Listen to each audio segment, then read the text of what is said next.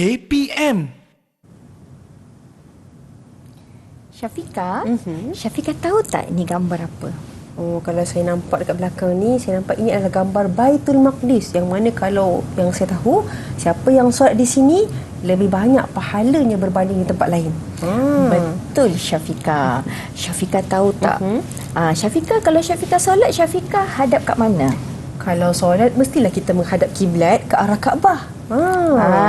Tapi Syafika tahu tak, dulu umat Islam masa solat kiblat mereka dekat Baitul Maqdis ni, Masjid Al-Aqsa ni. Syafika tahu tak? Ada juga dengan cerita tu. Tapi Rasulullah SAW semasa itu Rasulullah selalu memandang ke langit tau. Jadi Allah sebenarnya faham apakah kehendak Nabi Muhammad SAW. Lalu Allah SWT menurunkan ayat 144 surah Al-Baqarah, iaitu memerintahkan agar umat Islam mengarahkan kiblat, mengarahkan wajah mereka ke arah Kaabah sebagai kiblat semasa menunaikan solat. Jadi hukum menghadap ke arah Masjid Al-Aqsa telah mansuh dan digantikan dengan menghadap kiblat ke arah Kaabah semasa menunaikan solat. Mansuh tu macam mana pula? Mansuh tu dia sebenarnya diambil daripada perkataan bahasa Arab, iaitu nasah, bermaksud hapus. Saya nak belajar lebih lanjut ni, apa maksud nasah itu sendiri? Okey, jom kita pergi tuition. Okey, jom.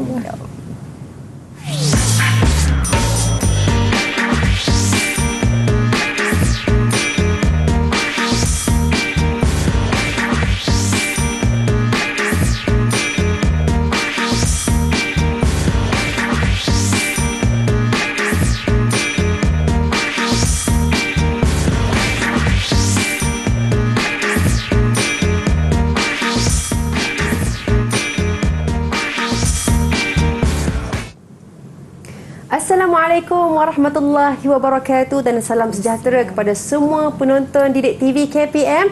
Apa khabar semuanya? Seperti biasa, anda bersama dengan saya, Syafika Hanafiah, dalam slot menengah atas pada hari ini. Menariknya hari ini, kita nak belajar mata pelajaran pendidikan syariah Islamiah tingkatan 5 dengan topik kita nasah. Dan semestinya pada saat ini bersama dengan kita, guru kita di studio, Ustazah Siti Rahmah Syahbudin daripada Sekolah Menengah Sains Selangor, Wilayah Persekutuan Kuala Lumpur. Assalamualaikum Ustazah. Waalaikumsalam warahmatullahi wabarakatuh. Ustazah, apa khabar hari ni?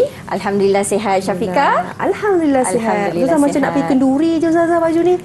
Kita bukan baru balik kenduri ke? Macam tu. Okey Ustazah. Alright. Hari ni Ustazah tajuk ni tentang nasakh. Apa kaitan gimmick tadi dengan topik kita pada hari ini? Dia sangat berkaitan kerana isi yang kita gimmickkan tadi tu merupakan hukum yang telah dinasahkan. Yang telah tidak dipakai lagi, dan Ustazah akan terangkan dengan lebih lanjut dalam perbincangan kita pada hari ini. Okey, saya rasa murid-murid dekat yang berada di hadapan kita pun Ustazah ternanti-nanti dan tak sabar-sabar nak dengar penjelasan mengenai dengan nasakh. Jadi saya serahkan kelas kepada Ustazah. Okey, terima kasih Syafika. A'udzubillahi minasyaitonirrajim. Bismillahirrahmanirrahim. Alhamdulillahirabbil alamin. Assalatu wassalamu ala asyrafil anbiya'i wal mursalin wa ala alihi wa ashabihi ajma'in. Amma ba'du.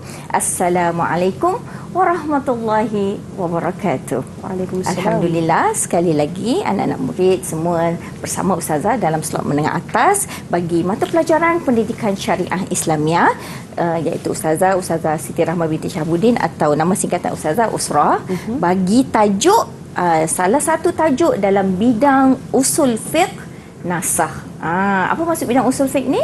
Murid-murid semua, bidang usul fiqh ni adalah satu bidang yang di mana kita mengkaji bagaimana kita ni mengkaji sumber hukum. Jadi fiqh tentang hukum tu. Jadi dalam bidang pendidikan syariah ni, kita bukan saja mengkaji hukum, kita juga mengkaji sumber hukum tu. Kita kena pandai juga nak kaji dia, ya. Jadi nasakh. Apa benda nasakh ni? Okey, mari Ustazah terangkan. Untuk segmen ini, Ustazah akan terangkan nasakh, pengertian, rukun dan pensyariatan nasakh, ya. Okey, kita lihat pengertian nasakh. Nasakh terbahagi kepada dua aspek. Dari segi bahasa, maksud nasakh ialah menghilangkan dan menghapuskan, manakala nasakh daripada sudut istilah maksudnya ialah memansuhkan. Ya, maksudnya menghilangkan sesuatu hukum syarak. Ya, menghilangkan suatu hukum syarak dengan sebab wujud dalil syarak yang datang kemudian. Jadi maksudnya dia macam before after lah, Syafiqah. Ada before after. Maksudnya hukum before, hukum after. Senang nak faham macam tu. Ya, jadi kalau ada memang berlaku dan nasah ni, dia kena ada dalil. Ingat ni murid-murid semua, macam mana dia bukan main. Dia bukannya saya tak suka saya nasah. Bukan. Bukan begitu murid-murid semua. Bila masa nasah tu berlaku, kalau ada dalil syarak. Dalil syarak iaitu sama ada Al-Quran yang macam atas meja Syafiqah tu, Al-Quran ataupun hadis yang ada atas meja Syafiqah juga, ya. Dalil syarak yang datang kemudian, dan benda ni semua diterangkan oleh Al-Quran melalui lisan Nabi Muhammad sallallahu alaihi wasallam. Setelah kewafatan Nabi Muhammad, tidak ada lagi berlaku nasah dalam hukum, ya. Okey. Kita lihat kepada huraian pengertian nasah. Jadi nasah ni, daripada apa yang saya terangkan tadi dan pengertian yang kita baca, nasah ni dia hendaklah berlaku dengan khitab syara'in. Khitab syarak. Bahasa Melayunya khitab syarak. Bunyinya Arab juga. Khitab syarak ni maksudnya Al-Quran dan As-Sunnah. Ya, itu maksudnya. Kemudian perkara yang dimansuhkan, ya, atau mansuh ni ialah khitab syarak terdahulu yang mengandungi hukum syarak yang mencakupi perintah, larangan atau penceritaan yang mempunyai hukum. Jadi nasah ni dia berlaku untuk hukum. Dia kalau untuk macam yang tak ada berkaitan dengan hukum ni, dia bukanlah maksudnya kisah yang tu kisah tu tak pakai. Bukan. Dia bukan kisah. Dia hukum yang berkaitan dengan hukum saja. Ya. Jadi dia apa yang dimasukkan ialah perkara-perkara yang mengandungi hukum syarak. Ya, jadi pembatalan hukum secara akli, uruf ni maksudnya berdasarkan budaya ataupun adat, atau hukum ciptaan manusia. Ya, hukum ciptaan manusia, dia bukan dinamakan nasah. Itulah Ustazah kata tadi. Kalau dia manusia rasa, kan, ada serta-serta masyarakat dia kata, saya rasa saya tak nak pakai hukum ni. Saya nak nasahkan. Dia tak boleh, dia tak berlaku dari segi hukum syarak kita. Ya, awak cakaplah macam mana pun, dia tidak akan berlaku, dia tak valid daripada perspektif Islam, ya. Okay, jadi disyaratkan berlalu. Disyaratkan berlalu satu tempoh antara nasikh.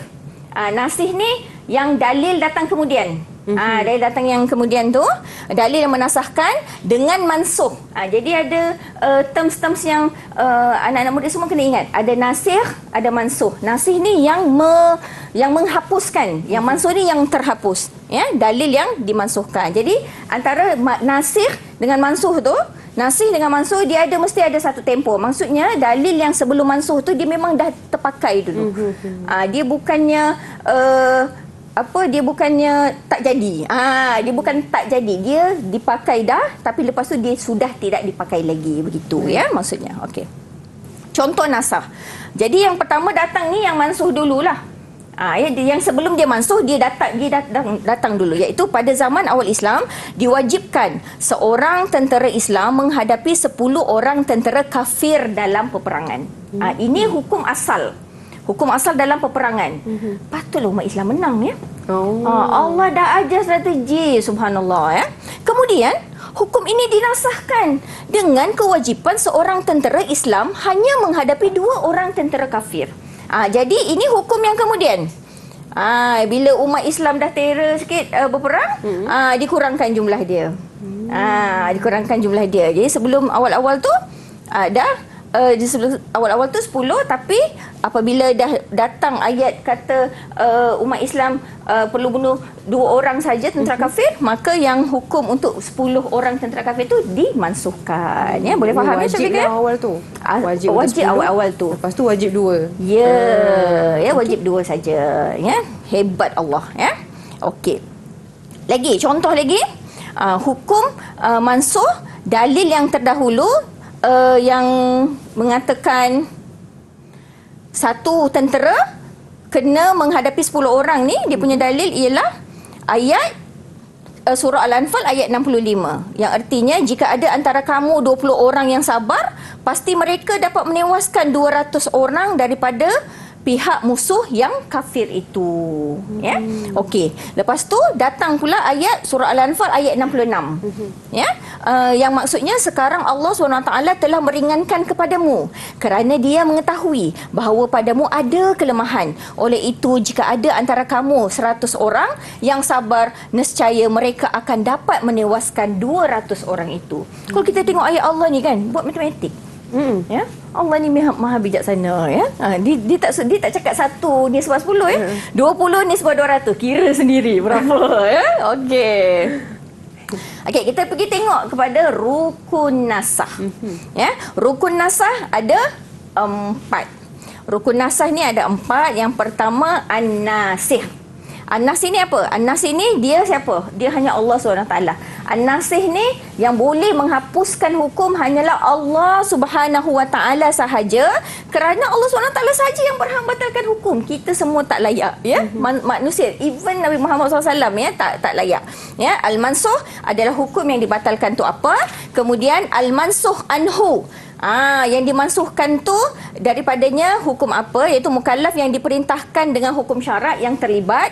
Kemudian adatun naskhi, medium nasah, ya, kata-kata yang menunjukkan hukum yang sabit telah diangkat atau dibatalkan. Ia adalah 4 rukun nasah yang wajib dihafal oleh murid-murid yang mengambil pendidikan syariah Islamiah ya. Jadi pensyariatan nasah dia hukumnya adalah harus, ya, maksudnya dia memang boleh dibuat. Dia boleh dibuat daripada segi akal kita. Kalau sesuatu perkara tu dia tidak boleh berubah, susah kita. Ya, itu maksudnya dari segi akal. Dan daripada hukum syarak dia ada dalil. Dalil pensyariatan yang pertama, firman Allah SWT dalam surah Al-Baqarah ayat 106. A'udzubillahi minasyaitonirrajim. Ma nansakh min ayatin aw nunsiha na'ti bi khairin minha aw mithliha. Alam ta'lam annallaha ala kulli syai'in qadir. Yang bermaksud apa-apa sahaja ayat keterangan yang kami mansuhkan atau batalkan, atau yang kami tinggalkan atau tangguhkan, kami datangkan ganti yang lebih baik daripadanya atau yang sebanding dengannya. Tidakkah engkau mengetahui bahawasanya Allah SWT maha berkuasa atas tiap-tiap sesuatu? Jadi dalil ini daripada dalam ayat Al-Quran ini, Allah mengatakan hukum nasah dalam hukum syarak memang ada berlaku. Kita tak boleh pakai hukum yang tidak dipakai lagi. Ya, okey. Dalil pensyariatan nasah yang kedua, ya, daripada hadis Nabi Muhammad SAW yang diriwayatkan oleh Imam Muslim. An Buraidah radhiyallahu anhu qala Rasulullah sallallahu alaihi wasallam, kuntu nahaitukum an ziyaratil quburi fazuruha. Dan artinya daripada Buraidah radhiyallahu anhu berkata, Rasulullah SAW bersabda, aku dahulu melarang kamu daripada menziarahi kubur, maka ziarahilah kubur sekarang. Daripada hadis ini pun ya, Syafiqah, kita dah nampak Nabi sendiri kata dulu Nabi larang ziarah kubur, tapi sekarang Nabi dah tak larang dah, boleh ziarah kubur dah ya. Itu maksud hadis ni. Okey, jadi perkara yang tidak boleh dirasakan ada 3 perkara, murid-murid semua. Yang pertama sekali, hukum-hukum berkaitan dengan akidah. Ya, seperti beriman kepada Allah, malaikat, kitab, para rasul dan hari akhirat. Jadi jangan mimpilah benda ni boleh nasah. Tak boleh. Apa lagi contoh yang tak boleh? Larangan kufur dan syirik. Sangat-sangat sampai bila? Sampai hari kiamat tak akan nasah. Ya, dan contohnya perintah menyembah Allah dan larangan menyembah berhala yang ada termaktub dalam surah An-Nahl ayat 36. Ya. Kemudian, apa lagi perkara yang tidak boleh dinasahkan? Hukum-hukum berkaitan dengan asas ibadat seperti kewajipan solat, puasa dan haji. Jadi jangan mimpilah ya solat tetap wajib sampai hari kiamat ya. Contohnya hukum wajib berpuasa yang dimaktubkan dalam firman Allah dalam surah Al-Baqarah ayat 183 ya. Dan perkara yang tidak boleh dinasahkan yang ketiga ialah hukum-hukum yang berkaitan dengan akhlak mulia seperti kewajipan bersifat benar, amanah, adil dan menjaga maruah. Jadi apa yang kita faham di sini, kita ni wajib berakhlak mulia. Sebab hukum ini tidak akan mansuh sampai bila-bila. Dan larangan bersifat bohong, khianat, zalim dan perbuatan keji, kita juga haram untuk bersifat dengan akhlak yang buruk. Contohnya perintah berbuat baik kepada kaum kerabat yang termaktub dalam surah An-Nahl ayat 90. inilah dia yang saya suka sekali. Ya, iaitu uji minda. Okey, nampaknya Syafiqah seoranglah mangsa saya kat sini. Isikan tempat kosong berikut dengan jawapan yang betul. Memasukkan sesuatu dengan sebab wujud dalil syarak yang apa tu, Syafiqah? Saya tak nak jawab seorang, Ustazah. Saya nak ajak murid-murid kat rumah pun sama-sama jawab. Okey, mari kita jawab. Saya jawab yang pertama, memasukkan sesuatu hukum syarak dengan sebab wujud dalil syarak yang datang kemudian. Okey, mari kita lihat. Adakah benar? Mana Syafiqah? Sempat hafal ya. Sebab Ustazah dah jelajah tadi ya. Okey, soalan seterusnya. Tadi ada berapa rukun nasah? Saya nampak ada 4 tadi. Okey, nyatakan 2 rukun nasah daripada 4 tadi. Daripada 4 tadi, saya nak sebut 2 je. Yeah. Yang paling senang bagi saya. Okay. Yang pertama nasikh dan yang kedua mansukh. Paling senang dalam dunia. Okey, An-Nasih, Al-Mansukh. Dapat A+. Jadi untuk Syafiqah 4 bintang. 4 bintang, ya? dua-dua Ya, dua-dua. Adik-adik berapa? Kalau boleh harap penuh lah Ustazah juga kan. Dapat betul. jawab soalan yang diberikan oleh guru kita berkenaan dengan pengertian, dalil dan juga pensyariatan nasakh itu sendiri. Jadi sekarang ini kita beri ruang kepada adik-adik untuk berehat seketika. Kita kembali selepas ini. Didik TV KPM.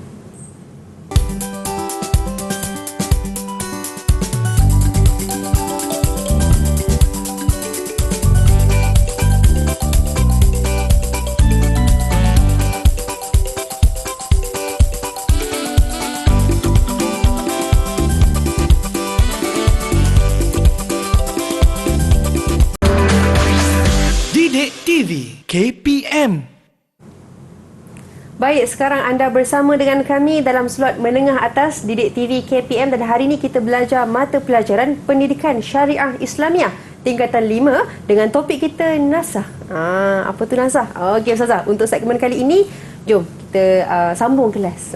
Okey, jom Syafiqah kita sambung kelas. Untuk segmen kedua ni, apa yang kita nak belajar pasal nasah ni, kita nak tengok bahagian, bentuk dan jenis nasah. Mari murid-murid semua bersama dengan Ustazah. Kita tengok dulu bahagian nasah.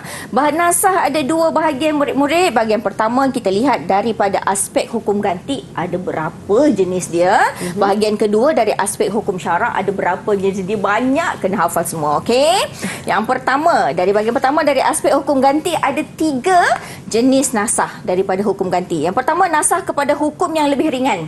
Ustazah akan bagi contoh nanti. Nasah kepada hukum yang sama berat. Nasah yang ketiga, nasah kepada hukum yang lebih berat. Mari kita lihat contoh di Syafiqah. Nasah kepada hukum yang lebih ringan. Contoh pertama. Nasah kepada nasah hukum iddah wanita kematian suami. Iddah ni adalah wanita ni apabila dia bercerai hidup ataupun kematian suami, dia ada tempoh dia kena menunggu sebelum dia boleh berkahwin. Berkahwin lagi dengan lelaki lain. Dia boleh berkahwin lagi tapi dia kena ada tempoh. Ya, itu maksud dia, ya, itu tempoh menunggu. Jadi sebelum ini tempoh menunggu wanita kematian suami ni adalah setahun. Ya. Tapi setelah turun ayat yang nasikh, yang after tadi tu, dia menjadi 4 bulan 10 hari saja. Sebelum tu setahun. Nanti Ustazah terangkan details yang mana ayat dia. Ya? Okey, contoh yang kedua, untuk nasakh kepada hukum yang lebih ringan, jadi maksudnya ringan lah kan, daripada setahun kepada lebih sekejap. Ya? Okey, contoh kedua, nasakh hukum wajib atas seorang tentera Islam menghadapi 10 orang tentera kafir tadi dah dikurangkan kepada 2 orang musuh sahaja dalam peperangan. Jadi jenis yang pertama ini daripada aspek hukum ganti ialah dia menjadi hak hukum yang lebih ringan. Faham Syafiqah? Faham. Okey. Kita lihat pula daripada aspek hukum ganti jenis yang kedua iaitu nasakh kepada hukum yang sama berat timbangan dia. Ya, iaitu nasakh hukum menghadap Baitul Maqdis atau Masjidil Aqsa yang kita lakonkan tadi kepada menghadap Kaabah sebagai kiblat umat Islam. Ya, kalau kita tengok timbangannya sama. Sebab hadap Kaabah ke hadap Baitul Maqdis ke, dia tak ada yang lebih ringan atau lebih berat. Ya. Okey. Kemudian jenis yang ketiga, nasakh kepada hukum yang lebih berat. Ya, apa dia? Pada zaman awal Islam, Ini ni kalau kita tak belajar tak tahu. Rupanya kita ni dulu umat Islam, bukan kita ini umat Nabi Muhammad dulu yang zaman Nabi, diberi pilihan sama ada untuk berpuasa atau bayar fidyah. Fidyah ni apa murid-murid semua? Membayar secupak makanan untuk sehari puasa Ramadan yang ditinggalkan, ya. Dulu ada pilihan nak puasa ke atau bayar fidyah. Tapi sekarang minta maaf lalu dinasahkan kepada hukum wajib berpuasa pada setiap hari pada bulan Ramadan. Jadi maksudnya hukumnya nampak lebih berat, tapi jangan rasa berat kerana Allah Maha mengetahui, ya. Okey, hukum arak. Hukum arak ni dulu asalnya dihalalkan. Kalau kita kaji arak ni dia ada pemeringkatan, dia punya pengharaman tu dulu asalnya dihalalkan, kemudian dinasahkan menjadi haram, walaupun setitik dah menjadi haram, tak boleh, ya. Okey. Kita lihat pula Syafiqah bahagian yang kedua dari aspek hukum syarak. Murid-murid semua ada 5 bahagian, ada 5 jenis, ya. Nasah hukum tanpa ganti. Nasah saja, tak ada hukum ganti, ya. Kemudian jenis kedua, nasah wajib kepada sunat. Dulunya wajib, sekarang ni dah jadi hukumnya sunat. Nasah wajib kepada harus. Dulunya hukumnya wajib, sekarang hukumnya dah jadi harus. Nasah haram kepada harus. Dulu hukumnya haram, sekarang hukumnya dah harus. Dan nasah hukum pilihan antara dua perkara dengan mewajibkan salah satu, iaitu yang Ustazah baru je terangkan tadi. Dulunya boleh pilih buat salah satu, sekarang dah diwajibkan satu sahaja. Okey, kita lihat nasah hukum tanpa ganti, tanpa hukum gantian. Yang mana tu? Mesti tertanya-tanya kan, yang mana satu ni sebenarnya? Okey, dulu para sahabat apabila ingin punyalah Allah nak mendidik, nak mendidik umat Islam ni untuk suka bersedekah, apa yang Rasulullah apa yang Allah buat adalah Allah mewajibkan, ya. Allah mewajibkan apabila para sahabat ini nak berjumpa dengan Rasulullah SAW mesti bersedekah terlebih dahulu. Punya Allah nak mendidik. Sebab apa? Sedekah ni dibagi pulangan balik pada kita 70 kali ganda. Banyak tau. Ya, Allah nak bagi kebaikan pada kita ni, Allah wajibkan dulu. Tapi lepas tu turunnya surah Al-Mujadalah ayat 12, maka hukum ini telah terbatal. Ya, maksudnya dah kalau hadap Rasulullah, lepas turunnya ayat ini tak perlu dah wajib bersedekah dulu baru jumpa Rasulullah SAW. Ya, tak ada dah hukum itu. Okey. Kemudian kita lihat nasah wajib kepada sunat. Yang mana satu tu kes yang mana ni Ustazah? Kesnya yang ini. Nasah hukum wajib qiyamul lail kepada sunat qiyamul lail. Bayangkan kalau qiyamul lail wajib, Syafiqah, berapa solat kita nak buat? Yang 5 ni pun masya-Allah kan. Ya. Alhamdulillah sekarang dah sunat qiyamul lail kan. Okey. Kita lihat pula nasah wajib kepada harus. Dulu wajib menjauhi bersetubuh pada malam hari bulan Ramadan. Maksudnya pada bulan Ramadan dulu suami isteri tak boleh buat hubungan, ya. Tapi sekarang ni pada bulan Ramadan boleh pada waktu malam, ya. Boleh. Okey. Kemudian nasah haram kepada harus. Dulu haram ziarah kubur.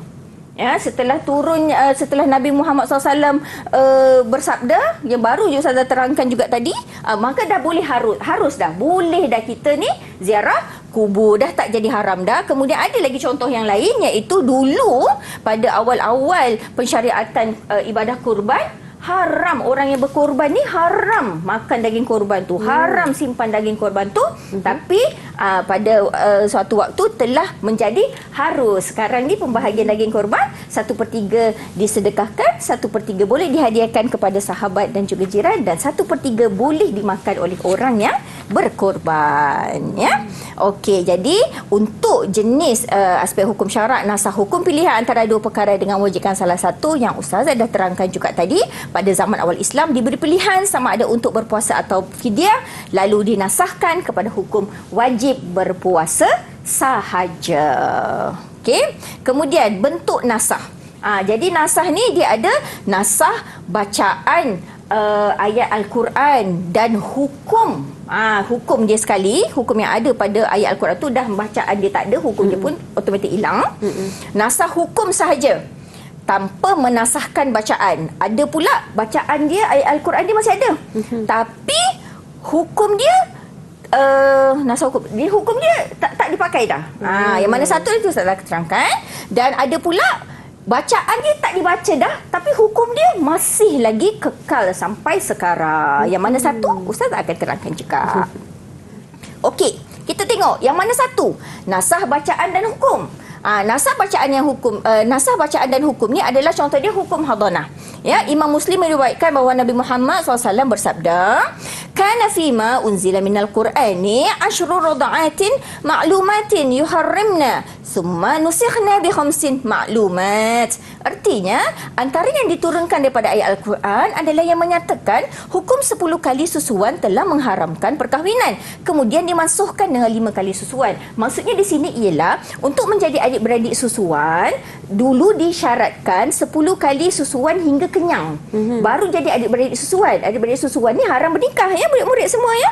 Each other tu haram bernikah, adik-beradik susuan. Tapi apabila ada hukum ni telah dimansuhkan. Bacaan ni dimansuhkan, di hukum ni tak terpakai. Yang terpakai adalah 5 kali susuan sahaja.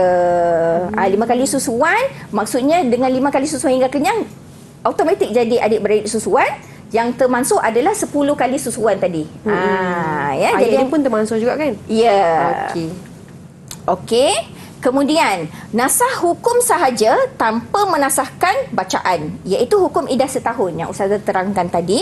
Yang hukum idah setahun tu, firman Allah SWT dalam surah Al-Baqarah ayat 240,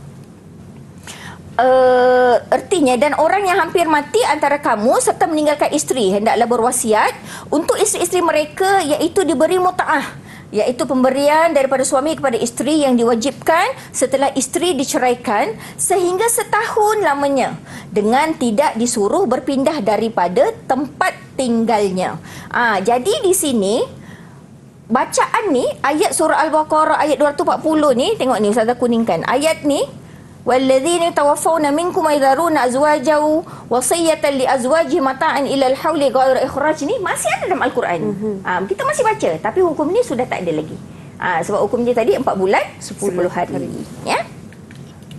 Okey, kita tengok pula contoh nasah bacaan sahaja tanpa menasahkan hukum. Contoh hukum rejam bagi penzina yang berkahwin. Ibnu Hibban meriwayatkan an Ubay ibni Ka'ab radhiyallahu anhu qala kanat suratul ahzabi tuwazi suratul baqarah fakana fiha asy-syaikhu wasy-syaikhatu idza zanaya farjumuhum al-battah. Ya, artinya daripada Ubay bin Ka'ab radhiyallahu anhu berkata, surah Ahzab dahulunya menyamai surah Al-Baqarah. Dahulu terdapat ayat asy-syaikhu wasy-syaikhatu idza zanaya farjumuhum al-battah. Artinya, tengok ni, sebenarnya bacaan ni dah tak ada dalam surah Al-Ahzab. Tak ada dah. Tapi hukum penzina lelaki dan wanita yang sudah berkahwin, maka rejamlah mereka. Masih lagi terpakai hukum ini sampai sekarang. Ya, sejenis nasah ni ada 4. Nasah Al-Quran dengan Al-Quran, maksudnya Al-Quran yang menasahkan hukum dalam Al-Quran juga. Jenis yang kedua, nasah Al-Quran dengan Al-Hadis. Datang hadis yang kemudian menasahkan hukum dalam Al-Quran. Jenis yang ketiga, nasah Al-Hadis dengan Al-Quran. Al-Quran datang menasahkan apa yang Nabi Muhammad SAW ucapkan dalam hadis. Kemudian nasah Al-Hadis dengan Al-Hadis. Nabi cakap yang kemudian menasahkan apa yang Nabi cakap terdahulu. Okey. Banyak dah Ustazah cakap tadi. Sampai masa sekarang sampailah masanya Syafiqah pula yang menjawab. Okey, nyatakan 2 bahagian nasah daripada aspek hukum ganti. Okey, aspek hukum ganti, nasah kepada hukum yang lebih ringan. 1. Okey. Nasah kepada hukum yang sama rata. Sama berat. Sama berat, sama rata. Sama berat. Ya Allah, nak siapa lah ni pandainya. Masya Allah. Okey, soalan kedua, nyatakan 2 bahagian nasah dari aspek hukum syarak pula. Ini bijak bestari ni kena tanya banyak ni. Saya bagi 2 Ustaz. Ya, 2 je. Nasah daripada hukum wajib kepada sunnah. Ya. Nasah daripada hukum wajib kepada harus. Boleh. Dapat markah penuh. Bila Syafiqah nak jadi anak murid saya. Okey, soalan terakhir. Nyatakan 2 bentuk nasah dari aspek bacaan dan hukum. Ini pun sangat senang. Senang. Adik-adik pun dah dapat jawapan ni sebenarnya. Okey, nasah hukum tanpa bacaan ataupun nasah bacaan tanpa hukum. Betul tak Ustazah? Ke salah? Saya tahu betul ke tak tu?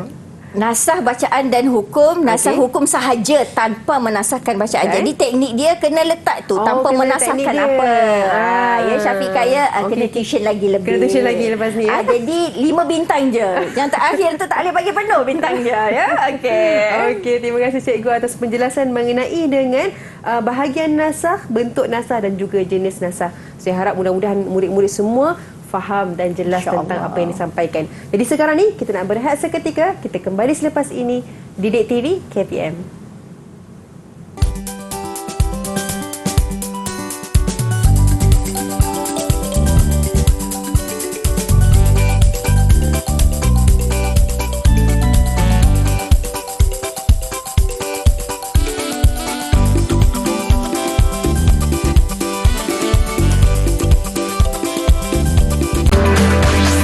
Didik TV KPM. Baik, sekarang anda bersama dengan kami dalam slot menengah atas Didik TV KPM dan hari ini kita belajar mata pelajaran pendidikan syariah Islamiah tingkatan 5 dengan topik kita nasah. Jadi Ustazah, untuk segmen kali ini apa yang kita nak belajar? Persilakan. Ya, tadi kita dah banyak tengok jenis lah, bahagian lah kan Syafiqah. So sekarang kita tengok analisis. Pergi up lagi ni. Analisis hukum berkaitan dengan nasah ni. Jadi kita tengok tadi jenis nasah ada 4. Al-Quran dengan Al-Quran, Al-Quran dengan hadis, Al-Hadis dengan Al-Quran, Al-Hadis dengan Al-Hadis. So kita nak tengok mana satu ni. Kita tengok dulu Al-Quran dengan Al-Quran. Nasah hukum iddah setahun kepada 4 bulan 10 hari. Jadi yang mansuhnya ialah surah Al-Baqarah ayat 240. Yang memansuhkannya, nasihnya, yang afternya ni ialah surah Al-Baqarah ayat 234. Jangan tanya Ustazah, bukan 234 ke datang dulu? Bukan. Bukan. Jangan cakap macam tu. Ini semuanya memang telah ditetapkan oleh Allah dan melalui lisan Nabi Muhammad sallallahu alaihi wasallam ya. Okey, jadi ayat yang mansuh ini dia ayat dia. Firman Allah SWT dalam surah Al-Baqarah ayat 240, kita tengok ertinya.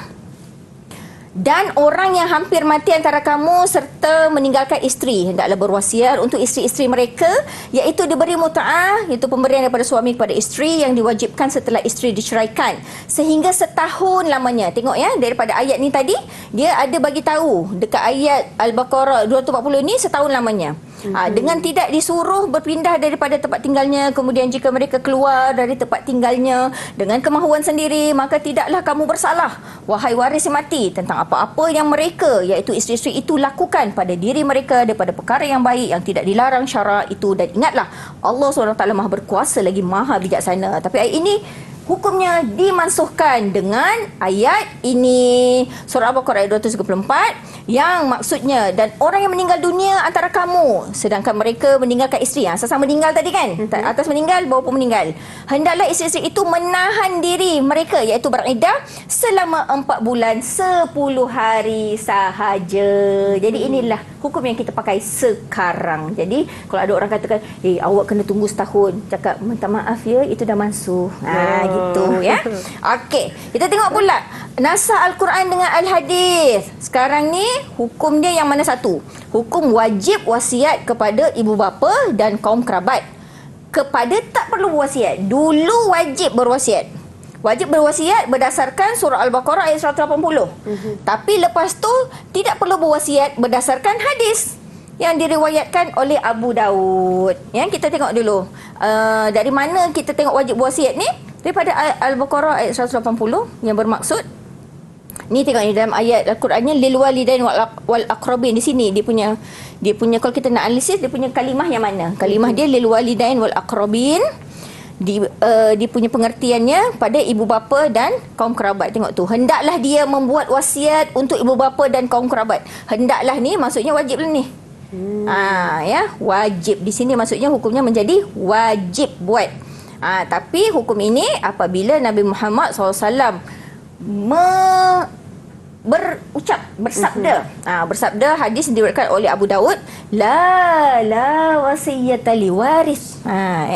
Artinya tiada sebarang jenis wasiat kepada ahli waris, sebab waris ni apabila seorang itu meninggal dunia, dia tak perlu buat wasiat. Pasti warisnya akan dapat harta pusaka, harta warisan ataupun harta pusaka, jadi tak perlu wasiat. Ya, itu maksudnya. Okey. Nasah al-hadis dengan al-Quran. Al-hadis tu dulu perbuatan Nabi Muhammad SAW. Pada asalnya dulu umat Islam asalnya menghadap Baitul Maqdis kan. Ustaz dah cerita tadi berapa banyak dah kita sebut kan dalam tajuk ni kan. Okey. Tapi setelah turunnya surah Al-Baqarah ayat 144, maka semua sampai sekarang kita menghadap ke arah Kaabah kan semasa solat. Itu mana? Ni dia yang ditunggu-tunggu. A'udzubillahi minasyaitonirrajim. Qad nara taqalluba wajhika fis sama' falanuwalliyannaka qiblatan tardaha fawalli wajhaka syatral masjidil haram. Sadaqallahul azim. Artinya, kerap kali kami melihat engkau. Siapa engkau ni? Nabi Muhammad SAW memandang ke langit.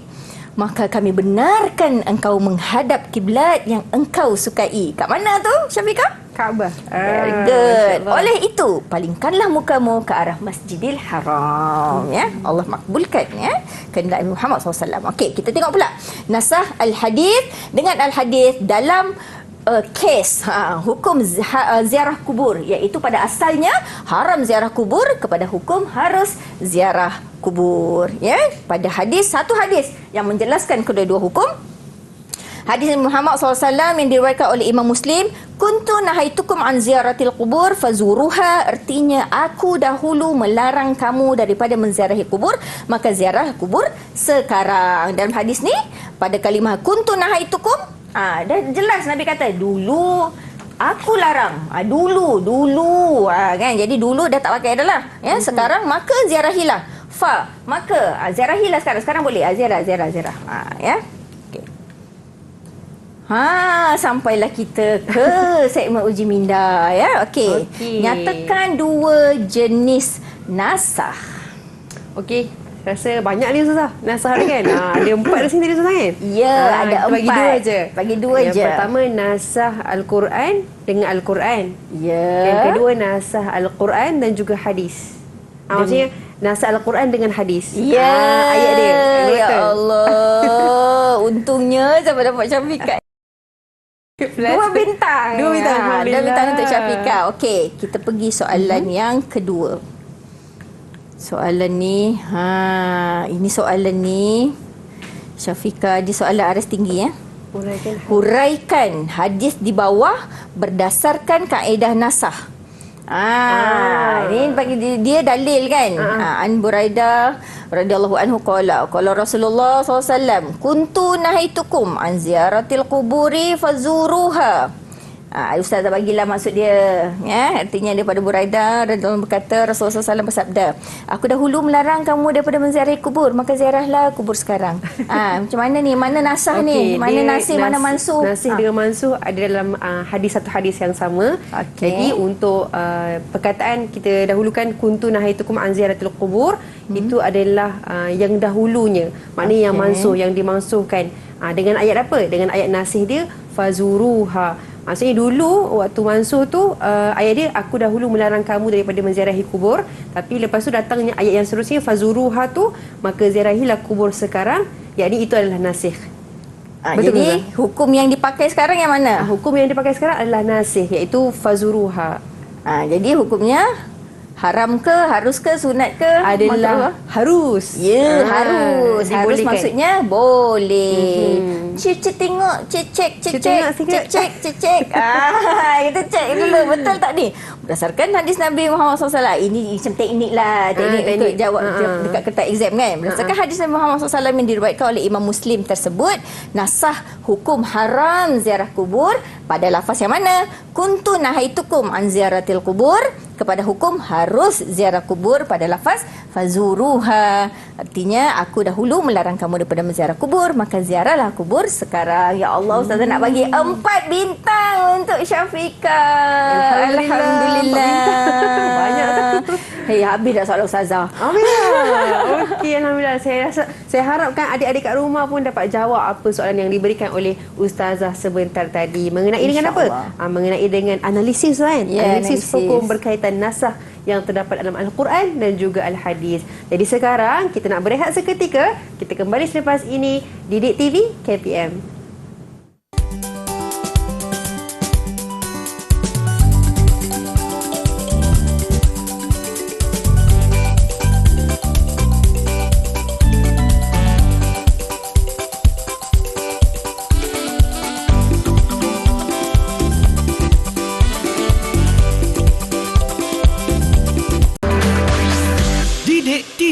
KPM. Baik, ahlan wa sahlan. Anda sekarang bersama dengan kami dalam slot menengah atas Didik TV KPM, dan sekarang ni kita belajar mata pelajaran pendidikan syariah Islamiah tingkatan 5 dengan topik kita nasakh.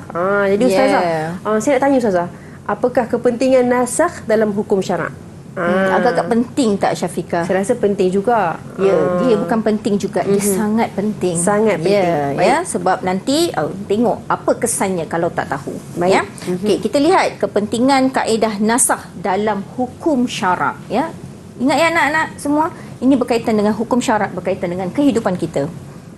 Okey, kepentingan memahami kaedah nasakh dalam penetapan hukum syarak. Yang pertama, mengetahui kaedah nasakh merupakan salah satu syarat. Siapa tak tahu kaedah nasakh tidak boleh menjadi mujtahid, iaitu orang yang bercakap, orang yang mengkaji tentang hukum hakam. Jadi siapa tak tahu nasakh, minta maaf lah ya, awak tak layak, macam tu ya. Jadi memang sangat penting ya tentang mengetahui tentang memahami kaedah nasakh ini, syarat ijtihad agar mengelakkan ini dia Syafiqah, dia punya kesan kalau tak tahu pasal nasakh ni ya, kalau tak tahu dia boleh menyebabkan seseorang mujtahid atau mufti itu tersilap mengeluarkan hukum berdasarkan ayat Al-Quran atau hadis yang telah dimansuhkan. Bayangkan dia bagi pula okey semua menghadap Baitul Maqdis. Sudah Dah jadi isu besar tu. Isu besar tu kan. Dah semua iddah setahun, dah bergaduh dah, masya-Allah kan. Itu bahayanya ya. Bahaya. Jadi kita nampak dah kan betapa bahayanya kalau tak tahu tentang kaedah nasakh ya. Jadi apalagi dia punya kepentingan. Yang kedua, dapat membezakan antara hukum yang telah dinasahkan dengan hukum yang masih tetap. Jadi, list yang Ustazah buat tadi tu, senario Ustazah buat tadi tu, anak-anak murid semua catat baik-baik. Catat elok-elok. Sebab memang dia ada yang tertentu je, hukum-hukum tertentu. Dia bukan semua.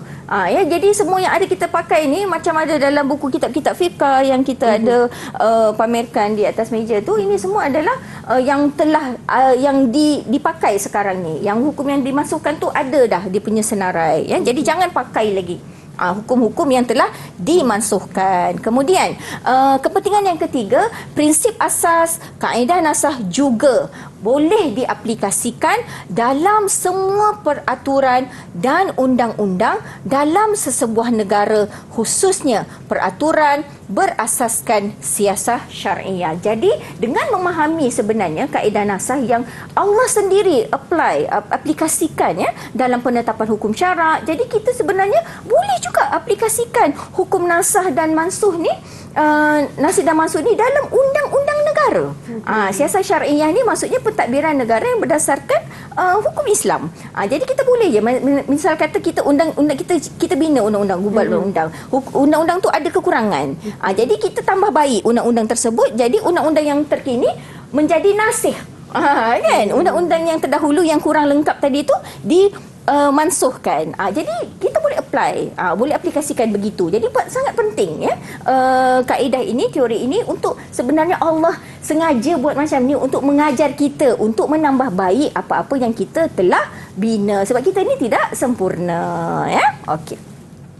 Jadi ruang lingkup pelaksanaan hukum syarak berdasarkan kaedah nasakh yang terdapat dalam Al-Quran dan Al-Hadis. Jadi Ustazah nak tekankan di sini, tidak semua perkara boleh menerima nasakh.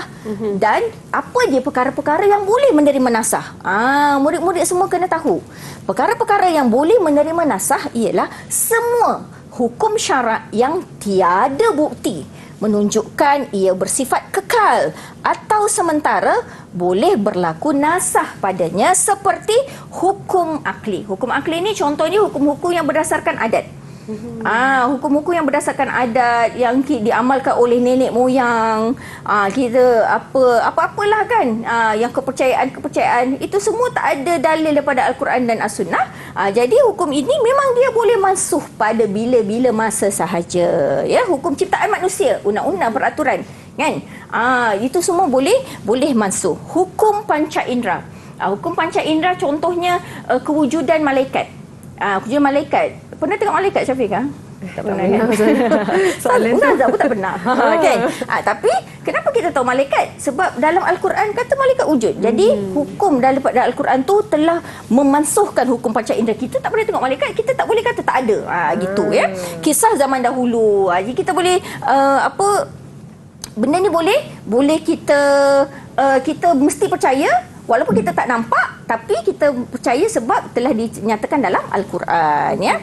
Jadi ruang lingkup pelaksanaan hukum syarak yang tidak boleh menerima nasah pula ialah hukum hakam yang asas seperti berkaitan dengan akidah dan usuluddin, iaitu seperti beriman pada Allah, beriman pada malaikat, beriman pada kitab. Yang ini sampai hari kiamat tidak boleh ada menerima nasah.